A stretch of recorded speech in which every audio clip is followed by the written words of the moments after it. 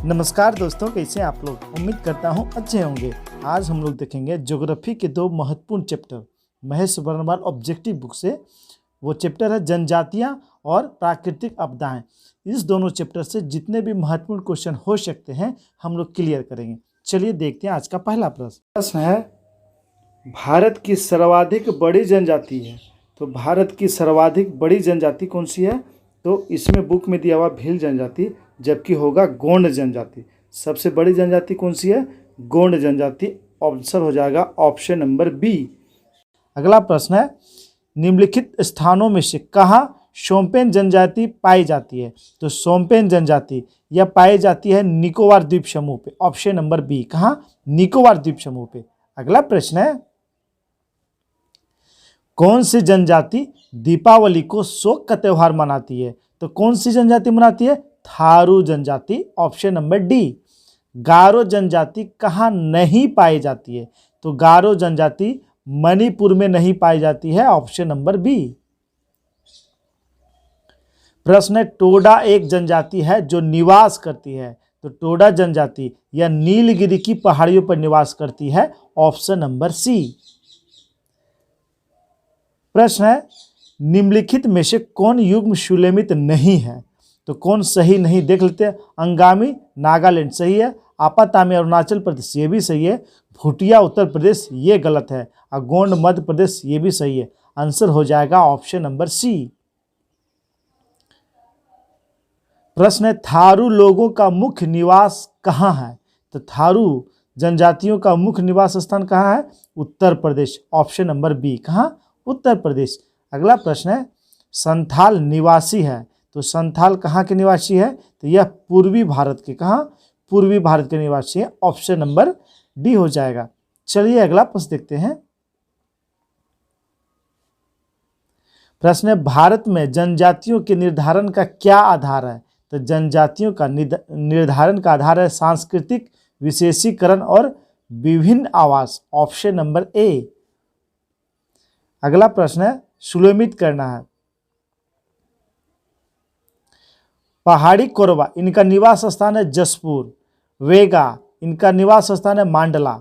मारिया इसका निवास स्थान है पतालकोट। और सहरिया इसका निवास स्थान है ग्वालियर। आंसर हो जाएगा ऑप्शन नंबर ए, 2143। अगला प्रश्न है, निम्नलिखित आदिम जनजातियों तथा उनके निवास स्थानों के युग्मों में से कौन सही नहीं सुलेमित है? देख लेते हैं कौन सही नहीं है। बुक्सा पोढ़ी गढ़वाल सही है। कोल जनजाति जबलपुर ये भी सही है। मुंडा जनजाति छोटा नागपुर ये भी सही है। और कोरवा जनजाति कोडगू ये गलत है। आंसर हो जाएगा ऑप्शन नंबर डी। प्रश्न है, भारत में जो एकमात्र मनाभ कपि पाया जाता है वह क्या है? तो असम का श्वेतभ्रू gibbon. Option number D, Assam का श्वेतभ्रू गिब्बन। चलिए अगला प्रश्न देखते हैं। बोडो निवासी है। तो बोडो जनजाति कहाँ का निवासी है? तो गारो पहाड़िया का। Option number A. बोडो जो है गारो पहाड़ियों पे निवास करती है। किस जनजाति द्वारा ऋतु प्रवास किया जाता है? तो किस जनजाति द्वारा? भूटिया जनजाति द्वारा। ऑप्शन नंबर ए हो जाएगा। चलिए अगला प्रश्न देखते हैं। झूमिंग करते हैं। तो झूमिंग कौन सी जनजाति करती है? खासी जनजाति। Option number B. भारत की सर्वाधिक आद्य जनजाति कौन सी है? यानी सबसे पुरानी जनजाति कौन है? तो वह जारवा जनजाति है। आंसर हो जाएगा ऑप्शन नंबर बी। निम्नलिखित केंद्र शासित प्रदेशों में से औंज जनजाति के लोग किस में रहते हैं? तो औंज जनजाति का निवास स्थान है अंडमान और निकोबार द्वीप समूह। Option number A.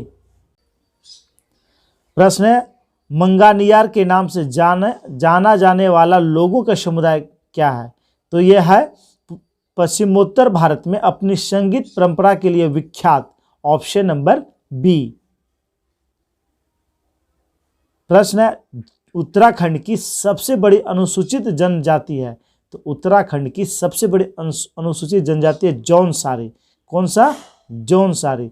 प्रश्न है, अंडी और ओपोर तिपी नाम से प्रचलित विवाह किस आदिवासी समुदाय से संबंधित है? तो ये संबंधित है हो जनजाति से, ऑप्शन नंबर ए। प्रश्न है, कौन से राज्य में हलाम नोटिया जनजाति मुख्य रूप से पाई जाती है? तो ये पाई जाती है त्रिपुरा में, ऑप्शन नंबर सी। त्रिपुरा में हलाम नोटिया जनजाति पाई जाती है।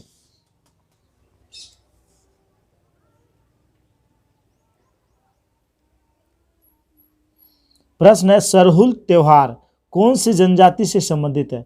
तो सरहुल त्योहार या उराव जनजाति मनाती है। सरहुल त्योहार उराव जनजाति मनाती है। धूमकरिया किस जनजाति की सामाजिक संस्था है? तो धूमकरिया किस जनजाति की सामाजिक संस्था है? तो यह है बुपला की, ऑप्शन नंबर डी, बुपला जनजाति।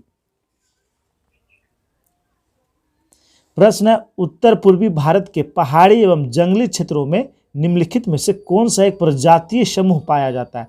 तो उत्तर पूर्वी भारत की बात हो रही है, तो कौन सा? मंगोलियाड, ऑप्शन नंबर सी। कौन सा? मंगोलियाड समूह। अगला प्रश्न है, निम्न में से कौन सा धौलाधर श्रेणी क्षेत्र की प्रमुख जनजाति है? तो धौलाधर श्रेणी की प्रमुख जनजाति है गद्दी जनजाति, ऑप्शन नंबर बी। प्रश्न है, सूची को सूची 2 से मिलान करना है। जनजाति और उसका क्षेत्र देख लेते हैं। मुरिया जनजाति यह छत्तीसगढ़ से संबंधित है। भूटिया जनजाति यह सिक्किम से संबंधित है। राजी जनजाति यह उत्तराखंड से संबंधित है। और सेंटिले लीज जनजाति यह अंडमान निकोबार से संबंधित है। आंसर हो जाएगा ऑप्शन नंबर ए, 4 3 2 1। अगला प्रश्न है, चेचू जनजाति किस प्रदेश में निवास करती है? तो चेचू जनजाति का निवास स्थान है Andhra Pradesh, option number B, Andhra Pradesh. प्रश्न है, कत्था बनाने वाली अनुसूचित जनजाति कौन सी है? तो कत्था बनाने वाली अनुसूचित जनजाति खैरवार जनजाति, ऑप्शन नंबर सी, खैरवार जनजाति। निम्नलिखित में कौन आदिम जनजाति है? तो कौन निम्नलिखित में आदिम जनजाति? Korwa, option number D. कौन सा? कोरवा। प्रश्न है, कुडुख बोली कौन बोलते हैं? तो कुडुख बोली यह कौन सी जनजाति बोलती है? तो यह बोलती है उराव जनजाति, ऑप्शन नंबर सी। अगला प्रश्न है, भारत के निम्नलिखित भागों में द्रविड़ियन प्रजाति मुख्यतः कहाँ संकेंद्रित है? तो द्रविड़ियन प्रजाति यह संकेंद्रित है दक्षिण भारत की, ऑप्शन नंबर ए, दक्षिण भारत में। प्रश्न है, निम्नलिखित में से किस राज्य में जनजाति समुदाय की पहचान नहीं की गई है? यानी कहाँ जनजाति समुदाय नहीं पाई जाती है? तो यह हरियाणा में नहीं पाया जाता, ऑप्शन नंबर सी। झारखंड राज्य की सबसे बड़ी जनजाति है? तो झारखंड राज्य की सबसे बड़ी जनजाति है संथाल जनजाति, ऑप्शन नंबर सी। प्रश्न है, कुकी जनजाति के लोग रहते हैं, तो कुकी जनजाति किस राज्य में निवास करती है? तो यह मणिपुर में निवास करती है, ऑप्शन नंबर ए। पनियान और तथा इरुला जनजातियां किस राज्य में निवास करती है? तो पनियान और इरुला जनजाति यह निवास करती है केरल में, ऑप्शन नंबर बी। प्रश्न है, जांगटोपा अनुष्ठान जिसमें मृतकों की हड्डियों को जमा किया जाता है किस जनजाति में पाया जाता है? तो जांगटोपा अनुष्ठान यह किस जनजाति में? तो यह मुंडा जनजाति में, ऑप्शन नंबर ए।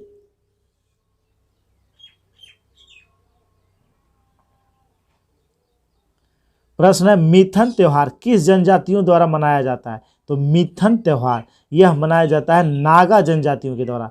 कौन सी जनजाति द्वारा? नागा जनजाति द्वारा। प्रश्न है, परिदर्शक पति विजिटिंग हस्बैंड की अवधारणा निम्नलिखित में किस जनजाति में पाई जाती है? तो ये पाई जाती है नायर जनजाति में, ऑप्शन नंबर सी। प्रश्न है, किस जनजाति में रसोई घर जिसे लाल बंगला कहते हैं पाया जाता है? तो किस जनजाति में पाया जाता है? भुंजिया जनजाति में। कौन सी जनजाति में? भुंजिया जनजाति में। अगला प्रश्न है, किस जनजाति की आजीविका पारंपरिक रूप से बांस पर आधारित है? तो किस जनजाति का? तो यह है कमार जनजाति। कमार जनजाति की आजीविका बांस पर आधारित है। अगला प्रश्न है, किस विशेष पिछड़ी जनजाति की जनसंख्या छत्तीसगढ़ में सर्वाधिक है। तो छत्तीसगढ़ में सर्वाधिक निवास करने वाली जनजाति है बेगा जनजाति। कौन सी जनजाति? बेगा जनजाति, ऑप्शन नंबर सी। अगला प्रश्न है, विलमा नृत्य किस जनजाति द्वारा किया जाता है? तो विलमा नृत्य यह कौन सी जनजाति द्वारा किया जाता है? बेगा ही जनजाति द्वारा, जो छत्तीसगढ़ में निवास करती है। अगला प्रश्न है, गोदाना गोदने वाली अनुसूचित जनजाति कौन सा है? तो गोदाना गोदने वाली अनुसूचित जनजाति यह है ओझा जनजाति, ऑप्शन नंबर ए। प्रश्न है, निम्नलिखित में से कौन सही सुलेमित नहीं है? तो कौन सही सुलेमित नहीं है? देख लेते। अंगामी जनजाति नागालैंड सही है। बिरहोर जनजाति झारखंड ये भी सही है। खस जनजाति अरुणाचल प्रदेश ये गलत है। टोडा जनजाति तमिलनाडु यानी नीलगिरी पहाड़ी ये भी सही है। आंसर हो जाएगा ऑप्शन नंबर सी। प्रश्न है, निम्नलिखित में से जनजाति और राज्य की कौन सी जोड़ी सही नहीं है? देख लेते हैं। भील गुजरात सही है। गद्दी हिमाचल प्रदेश सही है। कोटा तमिलनाडु सही है। टोडा केरल यही गलत है। ऑप्शन नंबर हो जाएगा डी।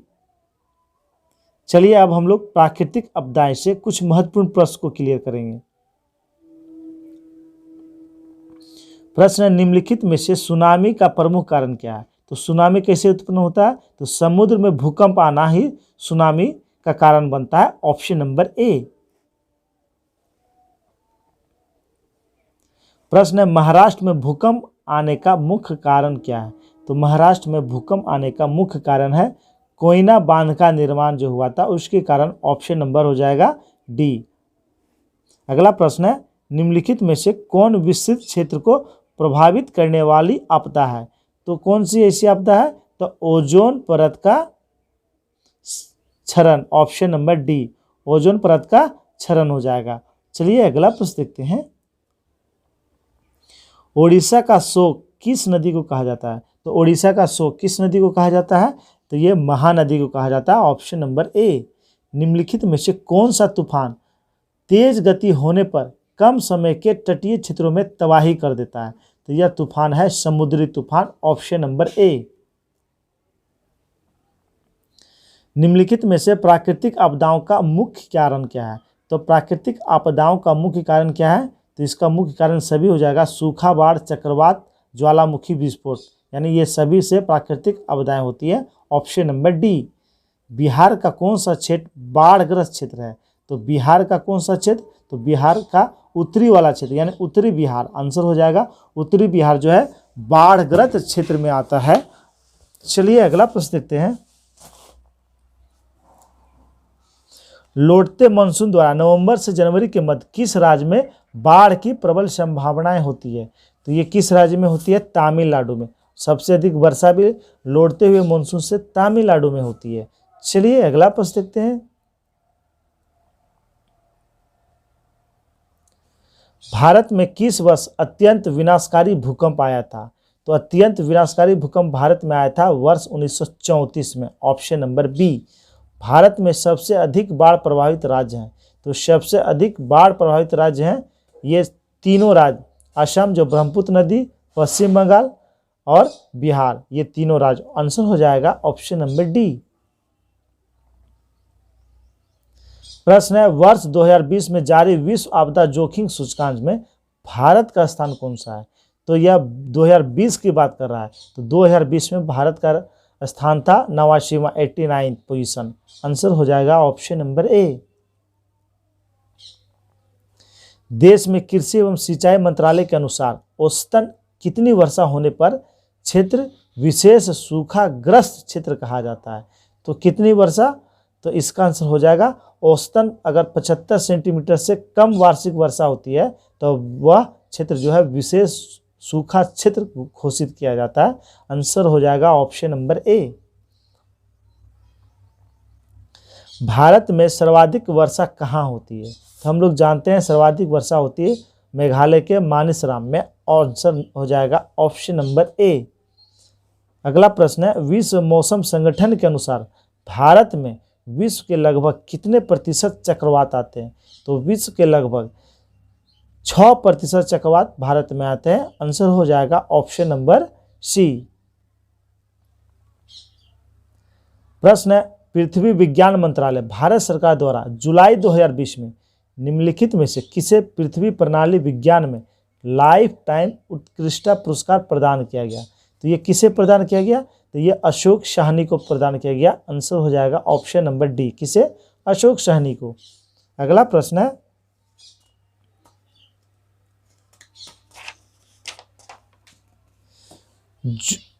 जून 2018 में भारत का पहला आपदा जोखिम सूचकांक जारी किया गया। इसके अनुसार कौन सा राज्य शीर्ष पर है?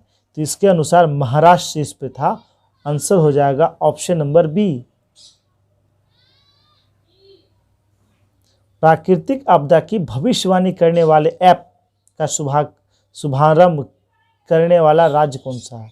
तो यह शुभारंभ करने वाला राज्य है उत्तराखंड। ऑप्शन नंबर सी। कौन सा राज्य शुभारंभ किया? उत्तराखंड। बैरोमीटर पाठ्यांक में अचानक गिरावट हो जाने से कौन सी एक मौसम दशा इंगित करती है? तो बैरोमीटर का पारा जब अचानक नीचे गिर जाता है तो तूफानी मौसम का सूचक हो जाता है। आंसर हो जाएगा ऑप्शन नंबर ए। 19 नंबर, इसे मिलान करना है, प्राकृतिक आपदा और संबंधित क्षेत्र देखना है। बाढ़, तो बाढ़ से प्रभावित क्षेत्र होता है बिहार और उत्तर प्रदेश। बिहार और उत्तर प्रदेश। भूकंप, हिमालय गिरिपाद क्षेत्र। सूखा, तो मध्य पूर्वी भारत। और चक्रवात, झारखंड तथा उत्तरी उड़ीसा। आंसर हो जाएगा ऑप्शन नंबर बी, 3142। प्रश्न है, भारत का निम्नलिखित में से कौन सा क्षेत्र उच्च तीव्रता की भूकंपीय मेखला में नहीं आता है? तो कौन सा क्षेत्र उच्च तीव्रता की भूकंपीय मेखला क्षेत्र में नहीं आता है? तो यह है कर्नाटक पठार। आंसर हो जाएगा ऑप्शन नंबर बी। बाकी ये तीनों आते हैं। निम्नलिखित राज्यों में किस राज्य में सर्वाधिक प्राकृतिक आपदाएं आती है? तो सर्वाधिक प्राकृतिक आपदाएं आती है उड़ीसा। आंसर हो जाएगा ऑप्शन नंबर बी। प्रश्न, देश के पहले आपदा प्रबंधन प्रशिक्षण संस्थान की स्थापना कहाँ की गई है? तो इसका स्थापना किया गया है लातूर में। Option number C, Latur Maharashtra में किया गया है।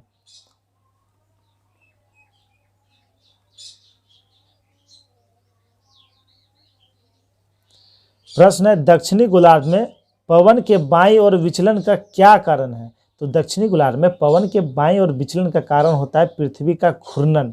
आंसर हो जाएगा ऑप्शन नंबर सी। भारत में सुनामी वार्निंग सेंटर अवस्थित है। तो भारत में सुनामी वार्निंग सेंटर यह कहाँ अवस्थित है? यह हैदराबाद में अवस्थित है। आंसर हो जाएगा ऑप्शन नंबर सी। मई 2021 में भारत के पूर्वी तट में आए यास तूफान का नामकरण किस देश द्वारा किया गया? तो यास तूफान का नामकरण ओमान के द्वारा किया गया था। Option number B. देश में पहले आपदा प्रबंधन प्रशिक्षण संस्थान की स्थापना कहाँ की गई है? तो देश का पहला आपदा प्रबंधन प्रशिक्षण संस्थान, इसकी स्थापना किया गया है लातूर में। आंसर हो जाएगा ऑप्शन नंबर बी। भारत को कितने भूकंपीय जोखिम अंचलों में विभाजित किया गया है? तो भारत को कितने अंचलों में विभाजित किया गया है? 4 जोखिम अंचलों में विभाजित किया गया। आंसर हो जाएगा ऑप्शन नंबर सी। प्रश्न है, निम्नलिखित में कौन सही सुमेलित नहीं है? नगर और भूकंप मंडल यानी कौन सा क्षेत्र में आता है? तो भुज जो है यह 5 में आता है, बिल्कुल सही। हैदराबाद 1 में आता है, ये गलत। श्रीनगर 5 में आता है, ये भी सही। चेन्नई 2 में आता है, ये भी सही। आंसर हो जाएगा ऑप्शन नंबर बी। निम्नलिखित में से कौन भारत का सक्रिय ज्वालामुखी द्वीप है? तो भारत का सक्रिय ज्वालामुखी द्वीप है बैरन द्वीप। आंसर हो जाएगा ऑप्शन नंबर डी, बैरन द्वीप।